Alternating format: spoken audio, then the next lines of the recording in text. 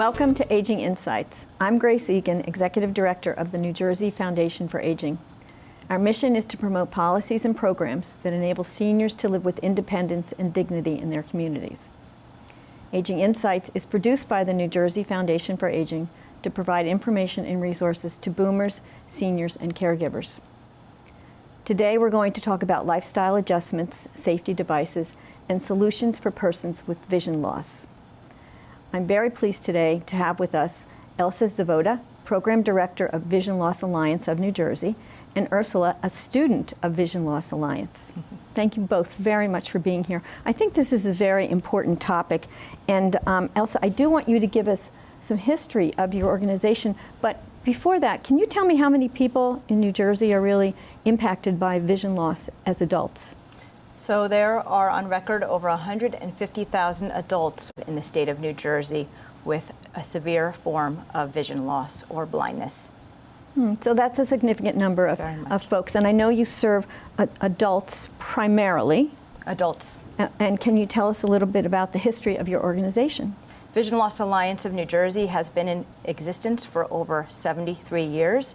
We initially started as the New Jersey Foundation for the Blind, as a social club in New York, and then moved out to Denville to what was known as the Diamond Spring Lodge, where we were for many years, and for over 5 decades had a summer camp for women with low vision and blindness conditions. And in the 1990s, we've transitioned into a rehabilitation program, and we were the New Jersey State's first comprehensive non-residential rehabilitation program for adults to come to gain skills who have vision loss and blindness, to learn to become more independent in their daily living activities, and to gain the confidence they need to perform those activities. So now you serve men and women. Correct. Correct. And it sounds like you really, looking at your website, I know you have an awful lot of programs. And so I just want to get a sense of, as a person with vision, relatively normal vision, in spite of the glasses, I want people to understand what kind of vision loss you really are, what your students are really challenged with. So can you describe some of the different types of vision loss and how they might affect our field of vision? Sure. So our students have all different types of vision loss. Some have congenital forms of vision loss. They may have been born with low vision or blindness conditions as a result of congenital cataracts, optic atrophy, malformations of their eye when they were in utero. And then we have students that developed their vision loss afterwards. It was acquired as adults, and very often can represent in different eye conditions.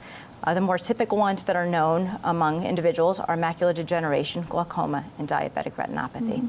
So how would they affect the field of vision of that person? So in macular degeneration, it damages the central portion of an individual's vision. So they have difficulty in seeing print, details, other individuals' faces, being able to perform writing tasks, being able to see the food on their plate. So it really can affect them in so many different ways, and can affect them socially because they feel uncomfortable in social situations, no longer being able to recognize people that they're close to in their daily lives, and it becomes uncomfortable and they tend to avoid social interactions in those I would imagine situations. they withdraw, and it's self-preservation to a certain degree, but I would imagine you might have that isolation might result in depression and a couple of other things. Absolutely, and as you know, with depression comes all sorts of other things that can start to happen to someone.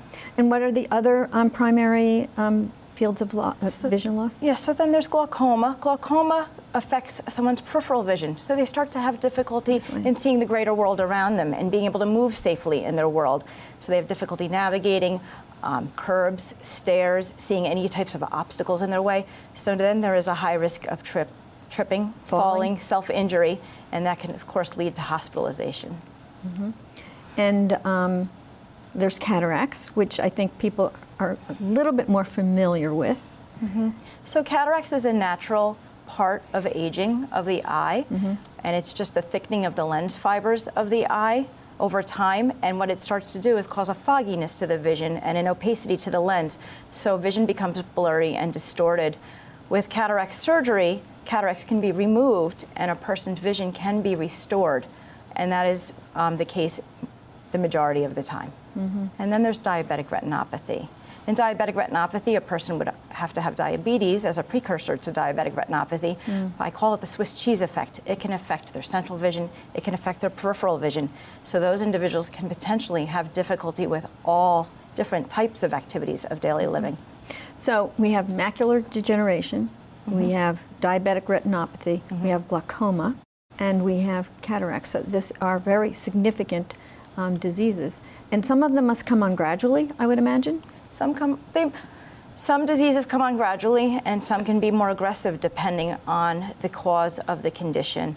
There's different forms of macular degeneration, as there are different forms of glaucoma and diabetic retinopathy, and some forms are more aggressive than others. If a person has gradual vision loss, it does facilitate them being able to adjust over time with gradual vision loss.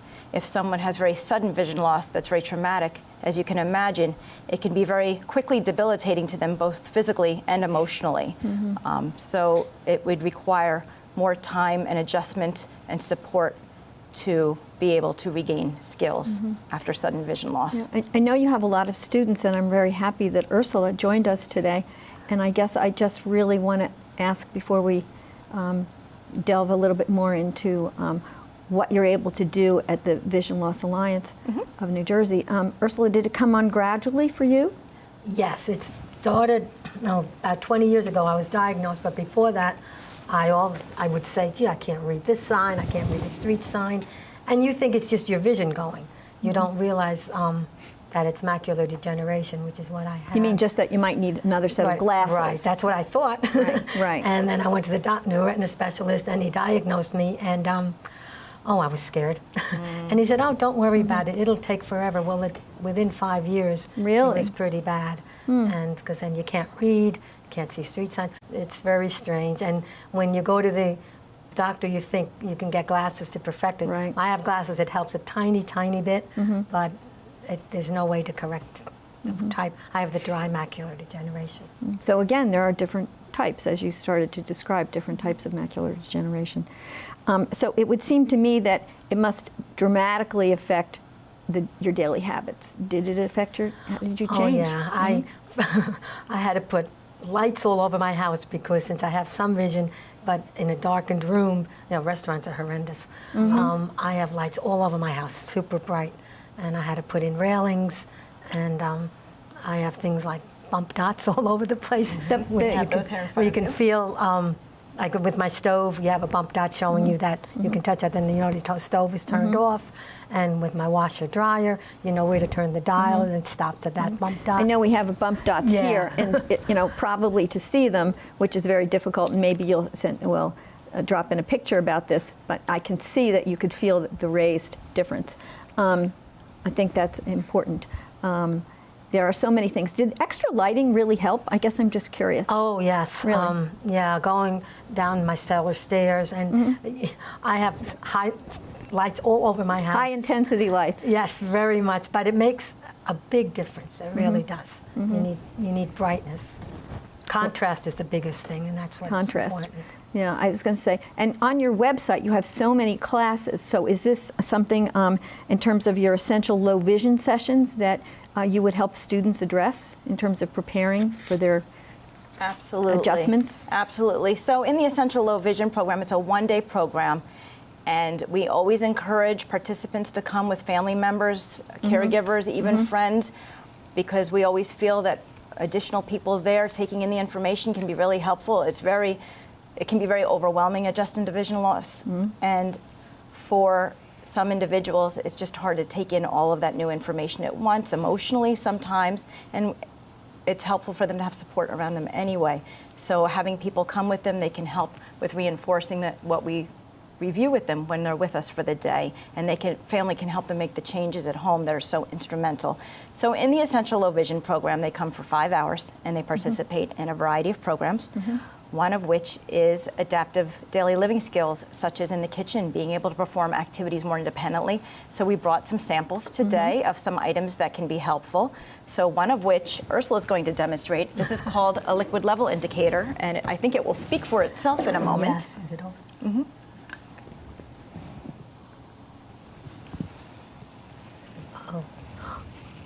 A little bit more. The battery does not seem to be making full contact inside there. So, But when it comes near the Top. indicator, it beeps. But There you go. you almost had water on your table. Okay. So I think it's interesting to know that there are devices like this, and I think if you're pouring coffee or something in the morning, it would really help you know when to stop. Safety is a big issue, so we really address safety. So some of these other examples will point to that as well. So having sheaths on your knife or keeping them in a knife block is very important. Keeping them sharp so that they don't get injured. Push too hard. Making sure you're aware of where the crook of the knife is underneath so that you have proper orientation of the knife when you're using it. Making sure with your other hand your fingers are curled and out of the way so that your knuckles are on the side of the knife, or using something such as a knife guard, a very inexpensive item that can be used to protect your fingers, or even an aluminum mesh fiber glove you can wear on your other hand to protect it while cutting. This is a reverse contrast cutting board, white on one side, black on the other. So if you have fruits or vegetables of contrasting colors, you can put them on there. So those are a few items. This is a pot minder boil alert. When you put it in the pot, it will start to rattle as the pot starts to boil so that it becomes an auditory cue for an individual. These are spoons, different measuring spoons, and you can actually drop them right down into the neck of the container to scoop out and measure what you need to, which makes it a little bit easier. We also address other things. So we address lighting. Lighting is key. Lighting is key for all individuals. Absolutely. As we age normally. An older adult needs 4 times as much light as a younger person. And when we have an eye condition, we need even more additional lighting. And we have to watch that when we introduce lighting, we don't also introduce glare. That's very key because glare can take away from functional vision. You want good room lighting, which is called ambient room lighting, which illuminates the general area, such as over this table. And then you want task lighting on top of what you're doing. This is one example of a task light. It's a folding lamp that's available. And what it does is you can take it with you wherever you need to go, and you can position that light over whatever you're doing. As if you were cutting. In this example, if you were cutting a fruit or vegetable, having good lighting will help with performing that safely. We also review... And it folds. And it folds. Again. Yeah, that's it. Oh, we have a timer here, a tactile timer. And if you notice, we have what we call high marks, which it dries, it's a basically similar to an Elmer's glue, and it dries to a hard bump. And that way you can tactily feel the markings on the timer. And the timer still works. And yes, I can feel the bumps. Yep. So we provide strategies for people who have residual vision, but we also provide strategies for people who have less vision or no vision. No vision. If you do not have functional vision, you need to use other senses to help you. So there's many tactile strategies, auditory strategies that can help. So in the Essential Low Vision program, we teach about writing with writing templates. I'm sorry. Writing templates is it's a plastic card and it's got holes cut into it, so you can actually write inside the template. So if you were addressing an envelope per se, you would put the template over the envelope to address the envelope. So it would give you tactile markings as you're writing. So it would give you maybe 3 lines, one for the name, one for the address. Correct. And one for the, correct. The last line of the address with the zip code. Oh, that's interesting. They have one for signing checks too, so you know where to put your signature. Oh, that's very helpful. Right on top. Yeah. And there's different options. Sometimes large print checks work for an individual and they have raised lines on it, and we always educate individuals that they can pursue that at their banks. That's interesting. So we also educate individuals about the Talking Book and Braille. Yes. Library We've done in Trenton. shows on that, which is very helpful, I think, to know that you can get this equipment free. Free of charge. And you can get the books free. Absolutely. And hopefully, I think it comes in the mail too, so you don't does. even have to get to the library, which is very important as well. Free of charge. They also make Script Talk. Script Talk is a device that's also free of charge, available through the federal government, and you would need to get your prescriptions through a pharmacy that is using the Script Talk program, because there's a sensor on the bottom of your label, of your bottle, your container, and you would hover that over the base, and it would actually give you all of the details of that medication, your name, address, the RX number, the phone number for the pharmacy. Your dosage? Proper dosage, usage, when to take the medication, potential side effects of the medication. So all of that can be very helpful for an individual. Also during this program, we teach about different optical aids that are available, Okay. different types of magnifiers that can help people. There's low power ones with lights. There's high power electronic magnifiers. Some of them I think I've seen if you do plants and different things and you want to check for insects. There are some, but obviously it's not for the same purpose. But you know, some of them are inexpensive, as you said, and Yes. easy to use. And then some individuals that can't benefit from those simple, easy-to-use ones may need a higher-powered one. Ursula mentioned before contrast. Really important to have high contrast. And some individuals may be able to see print if it's reverse contrast, meaning white print on a black background can be easier for some individuals because there's reduced glare. So electronic devices will allow for that. We also have an orientation and mobility specialist who comes in, and she trains individuals in paying attention to auditory cues around them. She introduces them to the long white travel cane to be able to navigate safely using the travel cane, and also just being able to use proper techniques such as trailing. So if you're in a environment such as where this table is, you would use your fingertips, the back of your fingertips, to trail along the table to orient yourself to the environment. Right. I'm just curious, the walking stick you described, The travel cane. Does it have sensors on it? They do make some with sensors. A traditional one does not have sensors. It could have a pencil tip on the end of it, or it can have a round ball that actually rotates. It could be white, it could be a color such as red. So there are different types of mobility canes out there that are available. Those can be provided by the New Jersey Commission for the Blind, and we readily refer our clients to the New Jersey Commission for the Blind for services because they go into their home to provide assistance to them, whereas with our program, individuals come to work with us So you're on site. So do all of these things that we've just talked about, are they all sort of covered briefly in the essential low vision session? Yes, The 5 and also, hours? Yep, and also an introduction to technology, where individuals can learn about the fact that the iPhone or the iPad, smartphone, specifically we train in using the iPad and the iPhone, they have superior built-in accessibility capability that Apple has created in the form of VoiceOver, and it can readily help an individual with vision loss or no vision at all to be completely independent as their peers in being able to use that smart device. I think that's incredibly helpful. I think we were talking before about looking at money. You have an money reader? No, what's it called? iNote, because considering that. So I know that you have somewhere there's a $5 bill. No, you're not supposed to say. I'm sorry. No, I'm sorry. No, I won't you tell don't know. what it is. You don't know what it is. It's a 20. It's a 20. Page 2 of 3. All right. Messages. So that is VoiceOver Wednesday, speaking June to her. 7. News. There you go. Double tap. Sorry, We can get all the news here. FaceTime. iNote. Here we go. iNote. You just hold it over any money. You don't have to take a picture of it. And $5 front. so it says $5. $5 front. $5 front. And if you turn it over, it will also do. $5 back. It's very It's helpful. helpful when you go into the bank and you're getting money and sorting it all out instead of, because I've made mistakes. Will it do it for coins too? No, this one is. because it's a note. Yeah, it's I understand. iNote. Yeah, Okay. I don't know if they have any. Well, coins, you have the tactile. You can that's right. figure the sizes of everything, so Filter that images. works out. Yeah, that works out. And you must do some training on that too, because That's included as well in our Essential Low Vision tap to program, is open. being able to Action identify available. money. Absolutely. it still wants to talk to you, but I think it's done well, now. it's used to, yeah. There's a lot of apps. So we also provide a lot of resources to individuals and their family members. We give them an entire packet of what's available to them to pursue as far as next steps. And we also provide an introduction to our organization. Vision Loss Alliance provides full-day programs, Better Health and Wellness, on-site in Denville, as well as in Ridgewood and Montclair. And it's a variety of classes that are offered during the day. And then we also have a technology program on site in Denville in learning how to use the iPad or iPhone in full details. Full details. So that's part of the screen reader software, or was that just covered in the essential low vision sessions?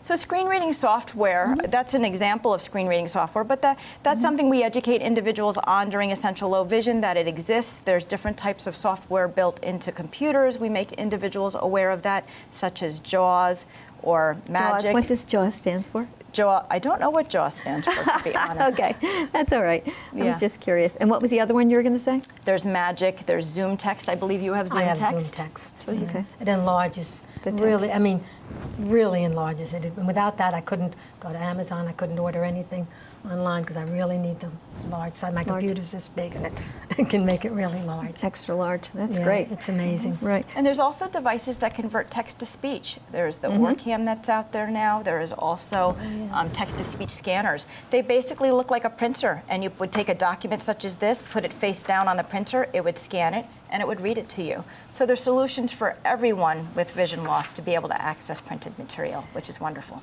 And so I guess that would be important for reading legal documents. I'm presuming it's accurate.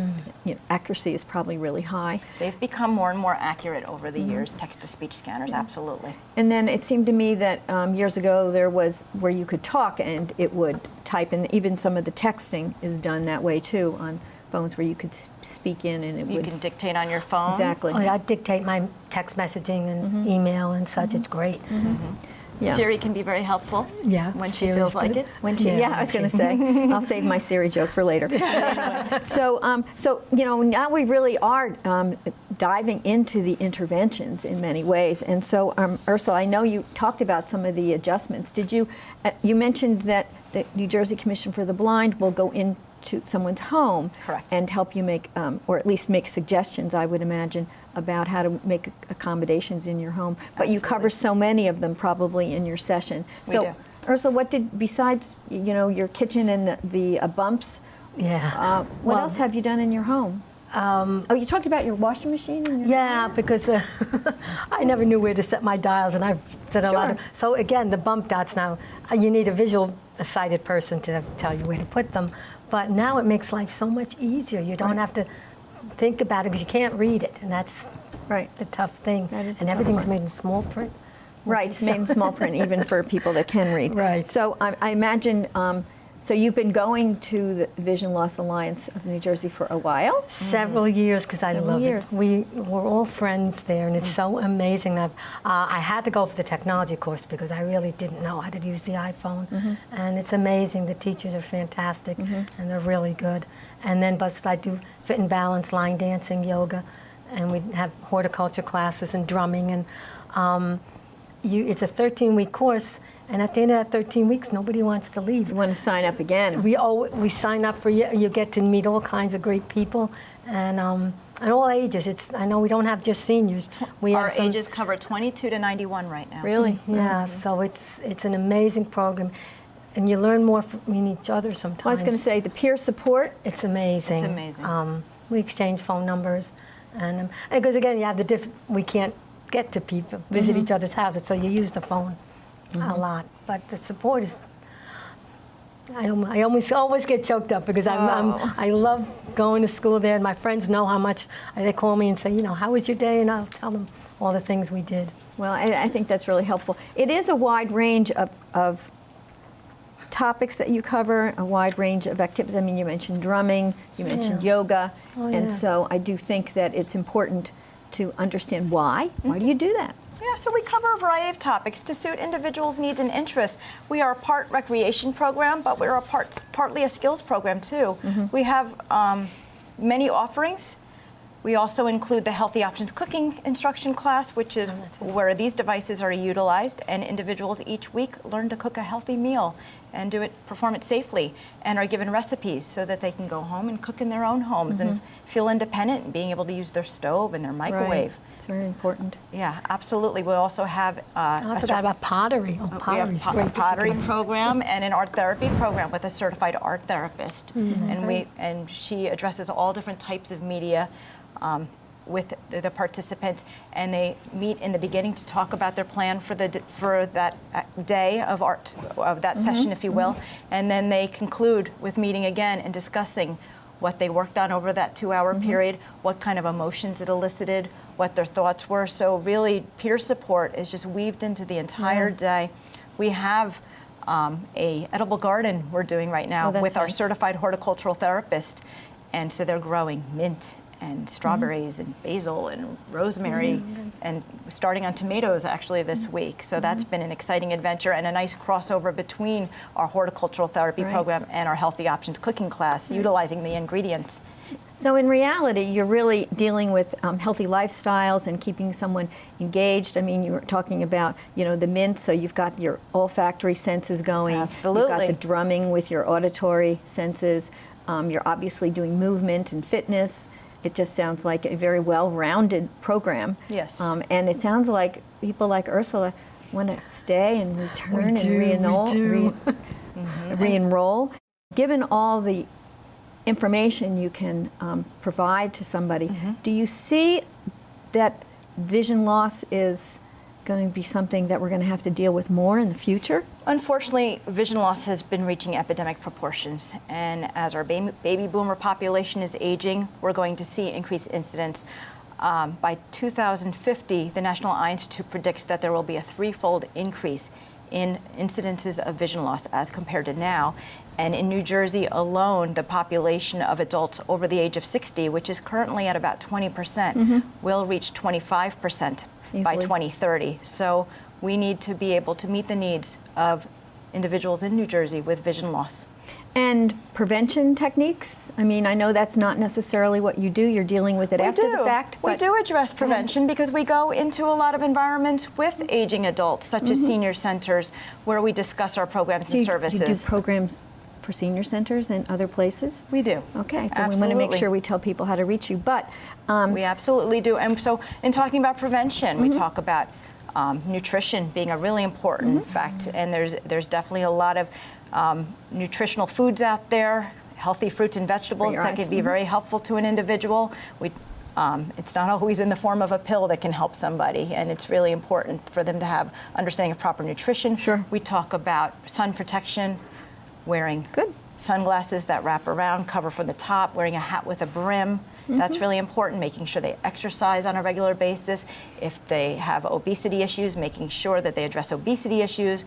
If they smoke, making sure they address those issues. All of those health risks are there. If they know they're diabetic, control the diabetes. Really important to control your diabetes to protect yourself and protect your eyes. And I imagine you encourage people to get their eyes checked. Absolutely. Absolutely. So, every year, individuals should get their eyes checked, if not more frequently if they are informed to do so. So how can people reach you? Absolutely. We'll put that website on, but what's the best way for people to reach you? So for more information, they can go to our website, which is www.vlanj.org, or they can call us at 973-627-0055.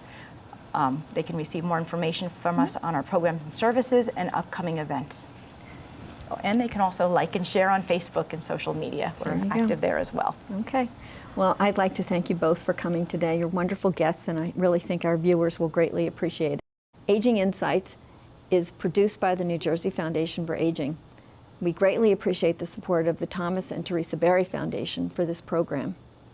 We want to remind you to find out about senior services in your area. You can contact your county office on aging. You'll see a listing of their numbers on our website, which is www.njfoundationforaging.org, or you can call the state hotline number at 1-877-222-3737. Thank you for watching this episode of Aging Insights, and remember, aging is everyone's business.